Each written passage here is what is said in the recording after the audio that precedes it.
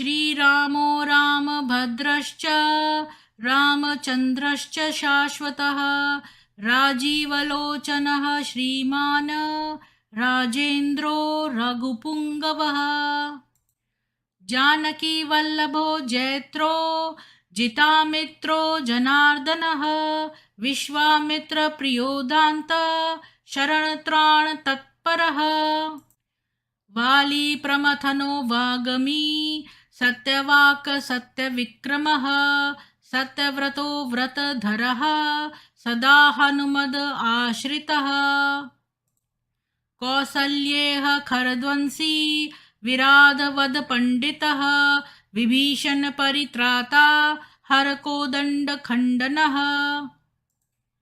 सप्तताल प्रभेत्ता च दशग्रीव शिरोहरः जामदग्नय महादर्प दलनस्ताटकान्तकः वेदान्तसारो वेदात्मा भवरोगस्य भेषजं दूषणत्रिशिरोहन्ता त्रिमूर्तिस्निगुणात्मकः त्रिविक्रमस्निलोकात्मा पुण्यचारित्रकीर्तनः त्रिलोकरक्षको धन्वी दण्डकारण्यकर्तनः अहल्याशापशमनः पितृभक्तो वरप्रदः जितेन्द्रियो जितक्रोधो जितामित्रो जगद्गुरुः ऋषिवानरसङ्घाती चित्रकूटसमाश्रयः जयन्त्रत्राणवरदः सुमित्रापुत्रसेवितः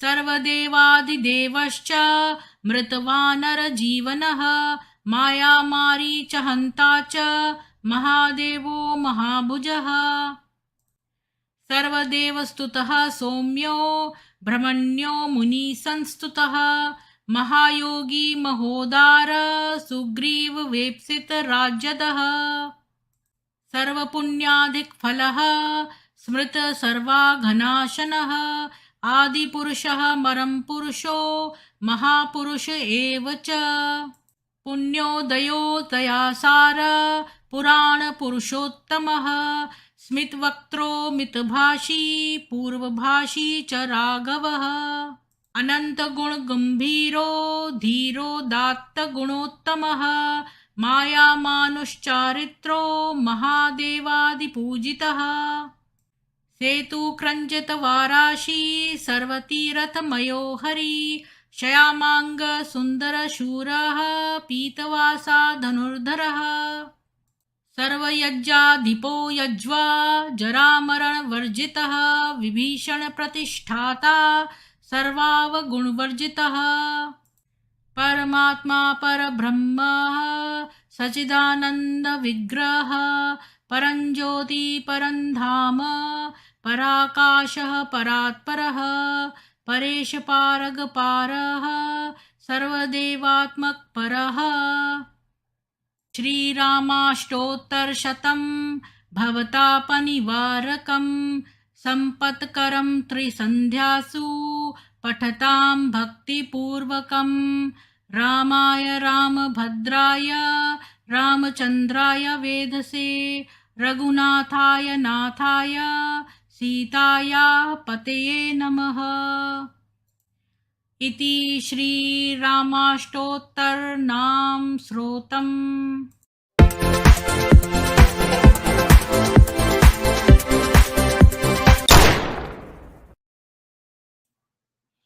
जय श्री राम।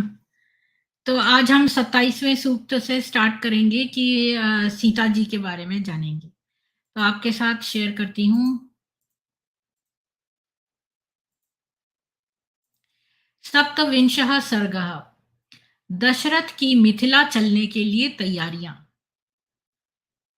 जनकेन समादिष्टा दूतास्ते क्लान्तवाहनाः त्रिरात्रमुषिता मार्गे ते अयोध्याम प्राविंशपुरीम। जनक की आज्ञा पाक वे दूत शीघ्रगामी रथों में आरूढ़ हो मार्ग में 3 रात्रि व्यतीत कर चौथे दिन अयोध्या में पहुंचे। उस समय उनके घोड़े थक गए थे। राज्यो भवनमासाद्य द्वारस्थानिदं ब्रुवन् शीघ्रं निवेद्यताम राज्ये दूतान्नो जनकस्य च। राजभवन की ड्योढ़ी पर जा उन्होंने द्वारपालों से कहा कि शीघ्र महाराज से निवेदन करो कि राजा जनक के दूत आपके दर्शन करना चाहते हैं। तो अब जो है वो जनक के जो दूत हैं वो पहुंच गए हैं अयोध्या। इत्युक्ता द्वारपालास्ते राघवाय न्यवेदयन् ते राजवचनाद् दूता राजवेश्म प्रवेशिता। दूतों के ऐसा कहने पर द्वारपालों ने महाराज से निवेदन किया। तब राजा की आज्ञा से वे दूत राजभवन में भेजे गए। ददृश्य ददृशुर्देव संगाश्चम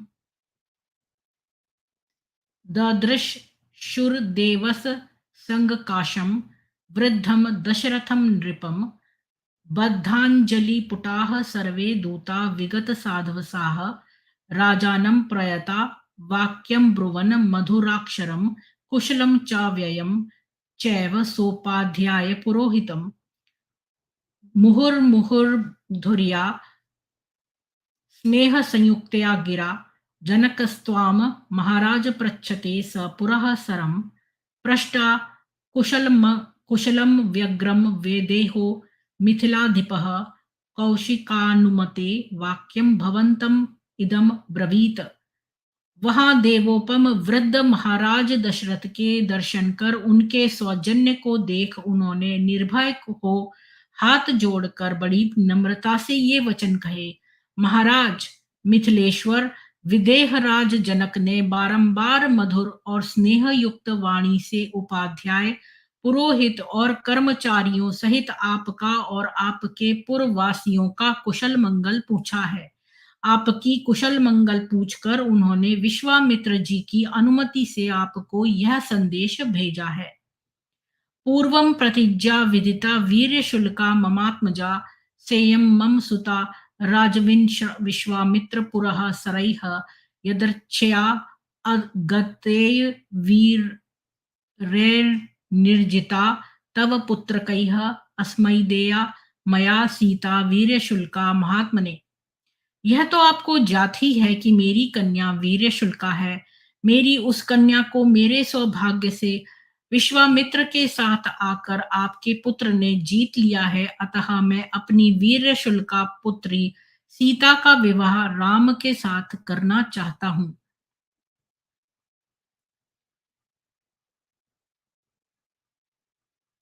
तो ये जो संदेश है कि राजा जनक का जो दूत हैं वो ये संदेश लाए हैं कि राजा जनक जो हैं वो अपनी पुत्री सीता का विवाह राम के साथ करना चाहते हैं।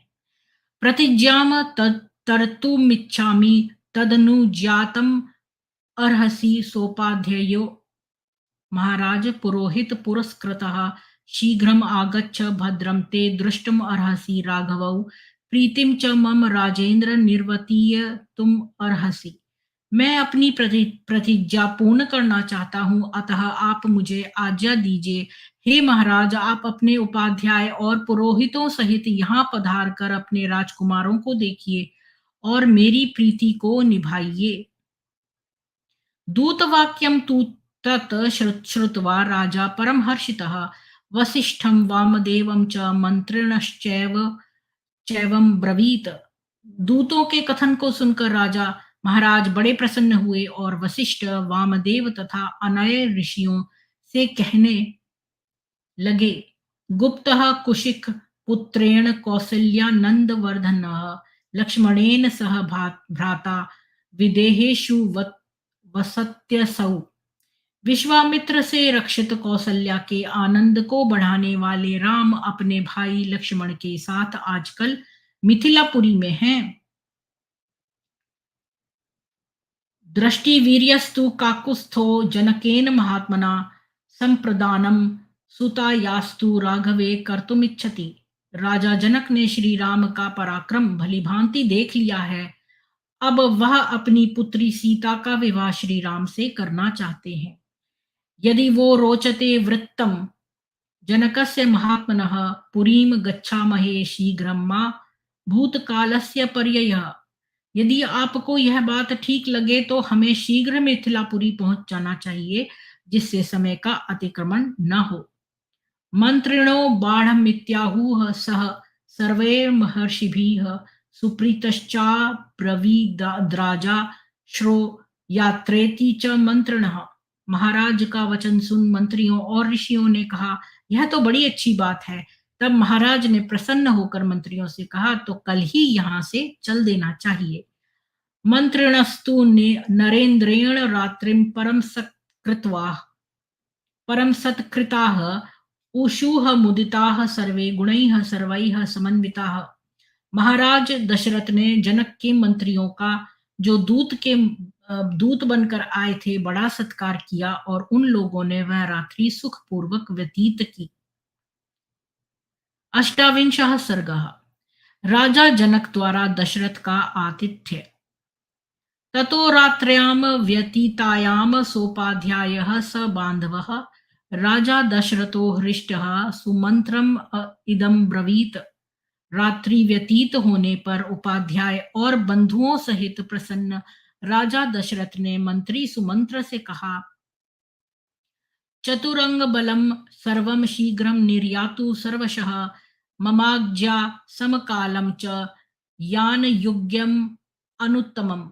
मेरी आज्ञा से समस्त चतुरंगिनी सेना शीघ्र तैयार की जाए, रथ और पालकी आदि उत्तम यान भी शीघ्र चलें।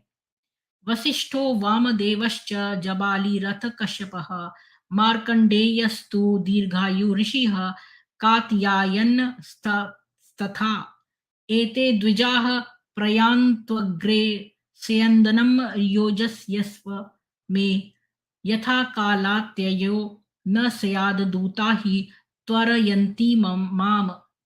वशिष्ठ, वामदेव, जाबाली, कश्यप, मार्कंडेय और कात्यायन, ये सब ब्राह्मण आगे आगे चलें। मेरा रथ भी शीघ्र तैयार कराओ। ऐसा करो जिससे देर न हो, क्योंकि ये दूत चलने के लिए शीघ्रता कर रहे हैं। अब ये सारे जो ब्राह्मण हैं, बड़े बड़े ऊंचे ब्राह्मण, वशिष्ठ, वामदेव, जाबाली, कश्यप, मार्कंडेय, कात्यायन वगैरह, ये सब आगे आगे चलेंगे और बड़ा सुंदर रथ तैयार होके जो है राजा दशरथ जो है वो जा रहे हैं मिथिलापुरी, जनक के राज्य में। वचनात्तु नरेन्द्रस्य सा सेना चतुरंगिनी राजान मृषिभिः सार्धम व्रजंतम पृष्ठतो अन्वयात। जब महाराज दशरथ ऋषियों के साथ प्रस्थानित हुए, तब उनकी आज्ञा से चतुरंगिनी सेना उनके पीछे पीछे चली। गत्वा चतुरहम मार्गम विदेहान अभ्युपेयीवान राजा तु जनकः श्रीमात् श्रुत्वा पूजाम कल्पयत। 4 दिन मार्ग में बिताकर महाराजा दशरथ जनकपुर में पहुंचे। राजा जनक ने उनका आना सुन उनके स्वागत की तैयारी की। ततो राजन मासाद्य वृद्धम दशरथम नृपम मुदितो जनको राजा हर्षम च परमम ययो। राजा जनक वृद्ध महाराज दशरथ जी से मिलकर और भी अधिक प्रसन्न हुए। उवाच च नरश्रेष्ठो नरश्रेष्ठम मुदान्वितः स्वागतम ते महाराज दिष्टया प्राप्तोऽसि राघव। नरश्रेष्ठ जनक हर्षित होकर नृप श्रेष्ठ दशरथ जी से बोले, महाराज मैं आपका स्वागत करता हूँ। मेरा बड़ा सौभाग्य है जो आप यहाँ पधारे हैं। दिष्टया प्राप्तो महातेजा वसिष्ठो भगवान ऋषिः सह सर्वै द्विज श्रेष्ठैर्देवैरिव शतक्रतुः। यह भी बड़े सौभाग्य की बात है कि महातेजस्वी महर्षि वशिष्ठ भी सब ऋषियों के साथ इस प्रकार यहाँ पधारे हैं, जैसे देवताओं के साथ इंद्र पधारते हैं। दिष्टया में निर्जिता विघ्ना दिष्टया में पूजितम कुलम राघवैः सह संबंधादीर्य श्रेष्ठैर महात्मभिः। सौभाग्य से मेरे सारे विघ्न दूर हो गए और वीरों में श्रेष्ठ रघुवंशियों के साथ संबंध होने से मेरा कुल भी प्रतिष्ठित हो गया। श्वः प्रभाते नरेंद्र त्वम संवर्तयितुम अर्हसि यज्ञस्यान्ते नरश्रेष्ठ विवाह मृषि सत्तमेह। हे नरेंद्र, कल प्रातःकाल यज्ञ समाप्त होने पर ऋषियों की सम्मति से विवाह संस्कार संपन्न कराइए। तस्य तद्वचनं श्रुत्वा ऋषि मध्ये नराधिपः वाक्यं वाक्यविदाम श्रेष्ठः प्रत्युवाच महीपतिम्। राजा के वचनों को सुन ऋषियों के मध्य में विराजमान बोलने वालों में चतुर महाराज दशरथ ने कहा, प्रतिग्रहो दात्रवशः श्रुतं श्रुतमेतन्मया पुरा यथा वक्ष्यसि धर्मज्ञ तत् करिष्यामहे वयम्। हमने तो यह सुन रखा है कि दान दाता के अधीन होता है, अतः हे धर्मज्ञ, जैसा आप कहेंगे हम वैसा ही करेंगे।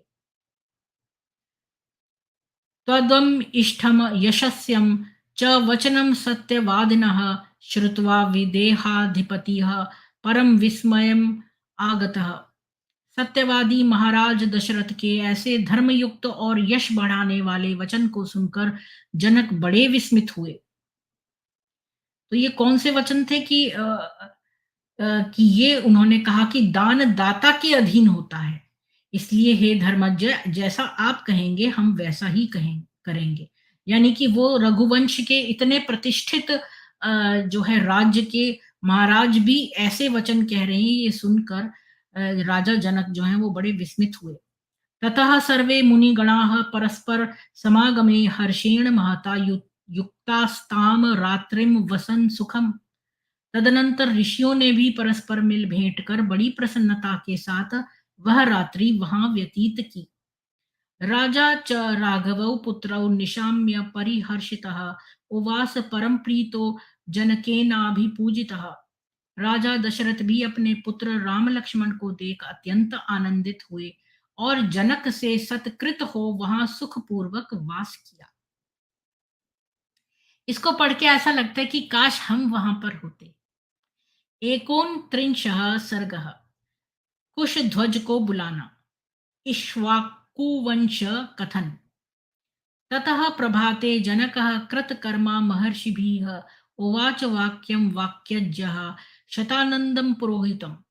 प्रातः महर्षियों की सहायता से अपने यज्ञ को समाप्त कर राजा जनक पुरोहित शतानंद से बोले, भ्राता मम महातेजा यवीयानति धार्मिकः कुशध्वज इति ख्यातः पुरीम मध्य वसच्छुभाम। अत्यंत धार्मिक तेजस्वी एवं बलवान मेरा छोटा भाई साकांक्ष नामक सुंदरपुरी में रहता है। तो ये बता रहे हैं राजा जनक। वार्या फलक पर्यंताम पिबन्नीक्षुमतीम नदीम साकांक्ष्याम साकांक्ष्याम पुण्य संकाशाम विमानिमीव पुष्पकम। साकांक्ष नगरी के चारों ओर जल की खाई है और वह भांति भांति के यंत्रों से युक्त है। पास ही इक्षु नदी है जिसका मधुर जल कुशध्वज पीते हैं। वहां के निवासी धार्मिक हैं तथा वह पुरी पुष्पक विमान के आकार की है। तमहम दृष्टुमिच्छमि यज्ञगोप्ता स मे मतः प्रीतिम सो अपि महातेजा इमाम भोक्ता मया सह। मेरे यज्ञ में सामग्री आदि भेजकर सहायता करने वाले मेरे अपने प्रिय भाई को मैं देखना चाहता हूँ, वह भी विवाह उत्सव में सम्मिलित हो आनंद भोगे। यानी कि राजा जनक के जो भाई थे उनको वो चाहते थे कि वो भी विवाह में सम्मिलित हों।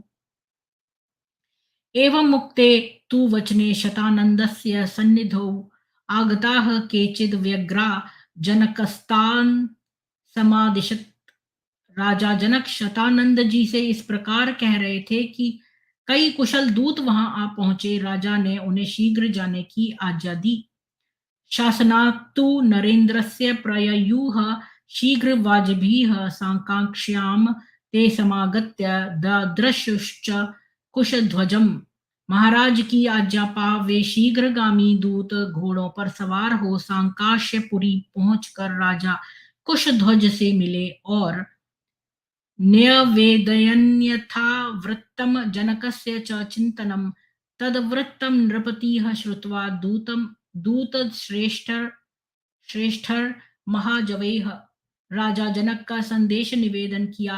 दूतों द्वारा महाराज का संदेश पाकर आजया तु नरेन्द्रस्य आजगाम कुशध्वजः स ददर्श महात्मानं जनकं धर्मवत्सलम।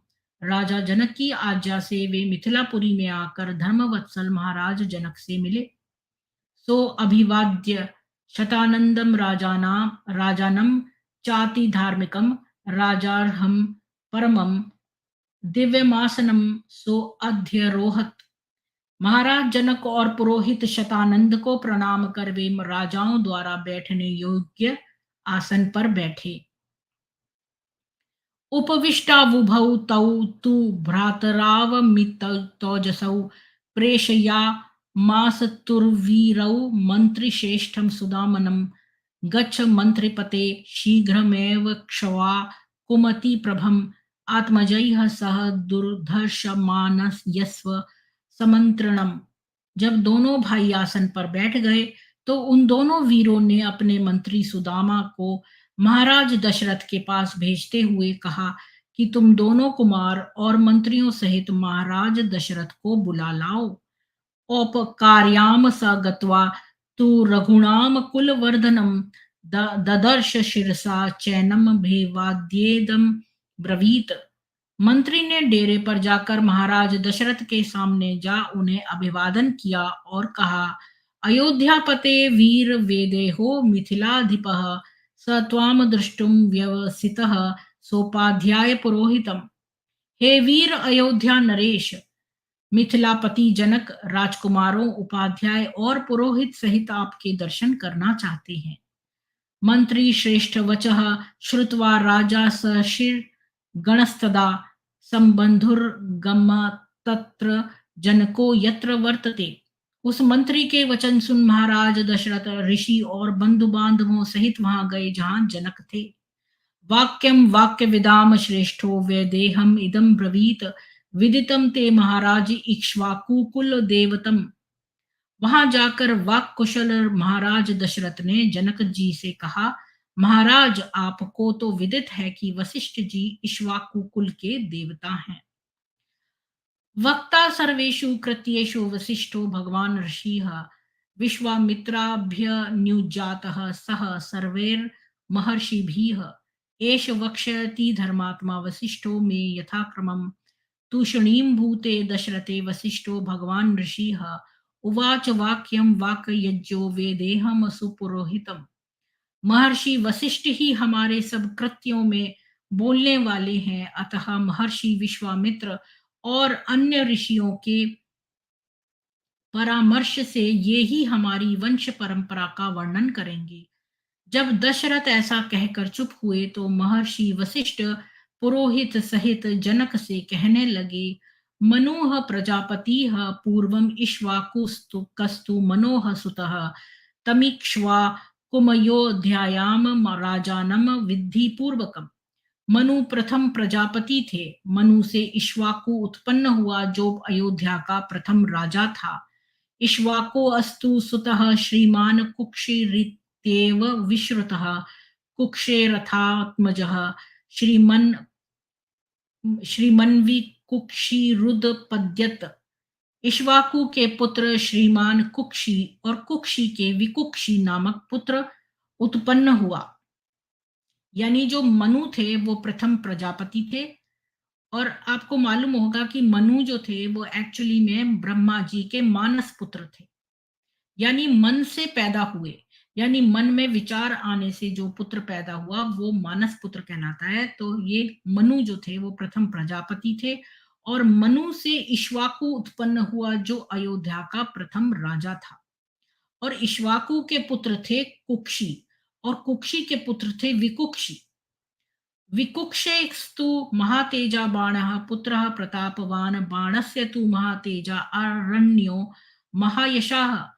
विकुक्षी के पुत्र बाण थे जो अत्यंत तेजस्वी और प्रतापी थे।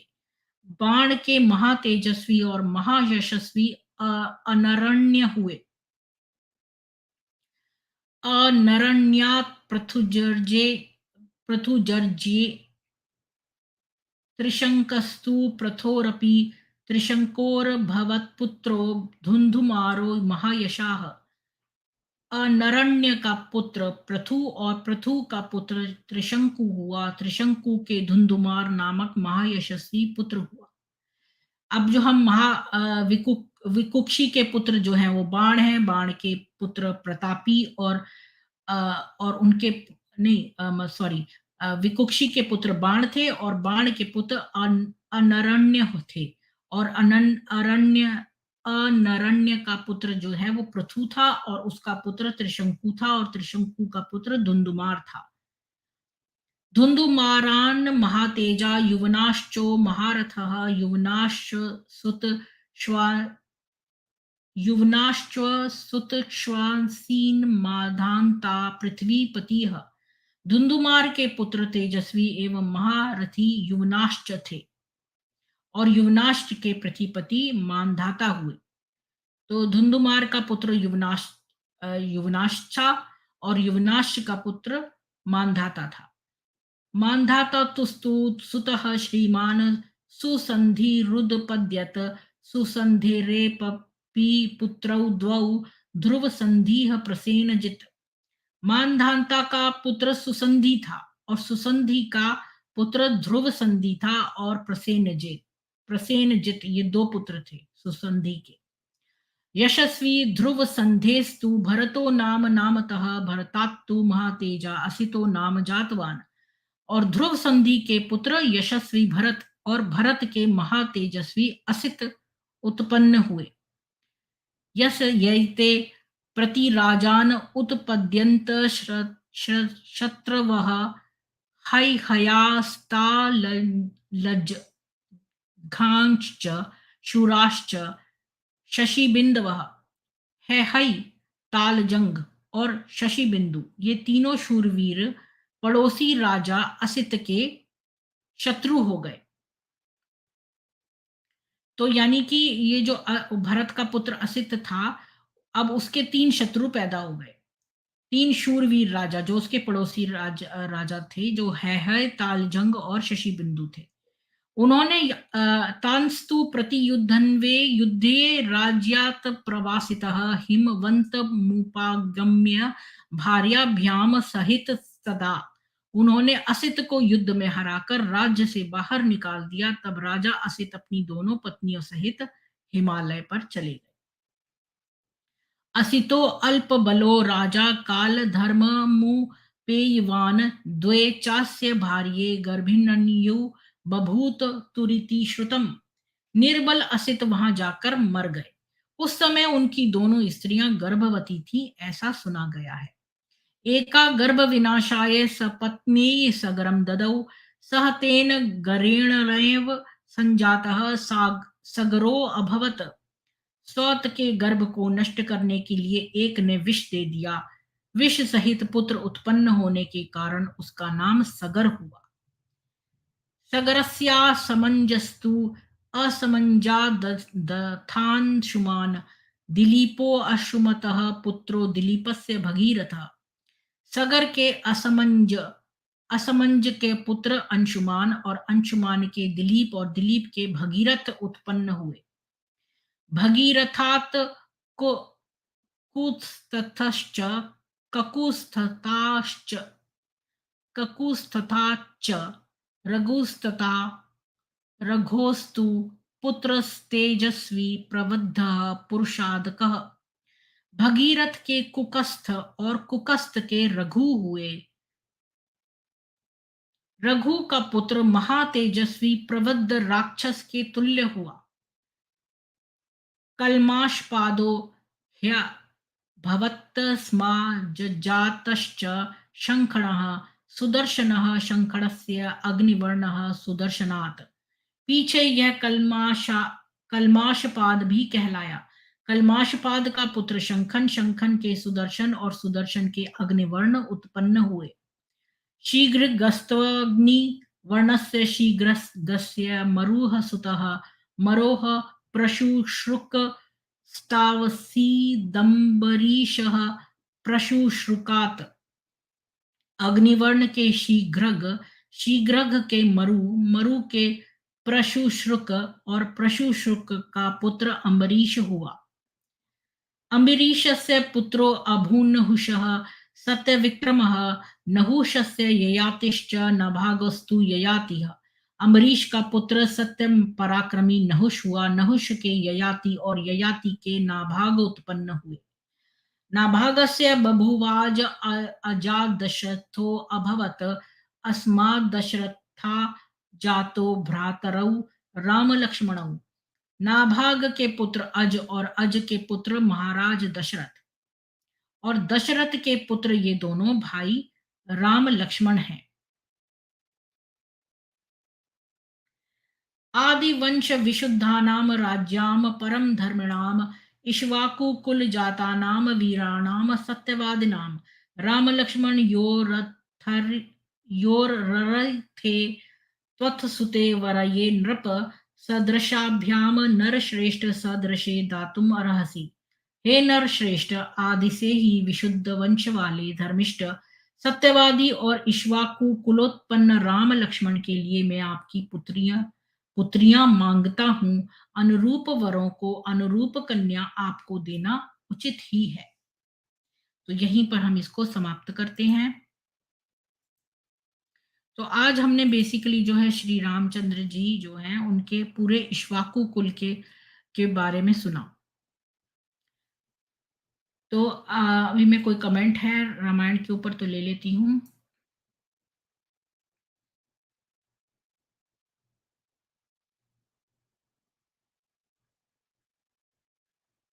ये मुझे समझ में नहीं आया कि नाम नहीं मिला का क्या मतलब है, कि आपकी ये क्वेश्चन समझ में नहीं आया।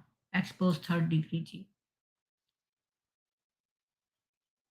हाँ ये मैंने आपको बताया था ना कि मैं जो हूँ वो आज डाल दूंगी डिस्क्रिप्शन में कि मैं किसका जो है वेद का पाठ कहाँ से कर रही हूँ डिटेल्स, क्योंकि मैंने अभी जो शुरू में करे थे उनके नीचे तो डिस्क्रिप्शन दिया था। अभी 2-3 दिन से जो है मैं जो है थोड़ा लैग कर रही हूँ, तो मैं नहीं डाले हैं, आज मैं डाल दूंगी।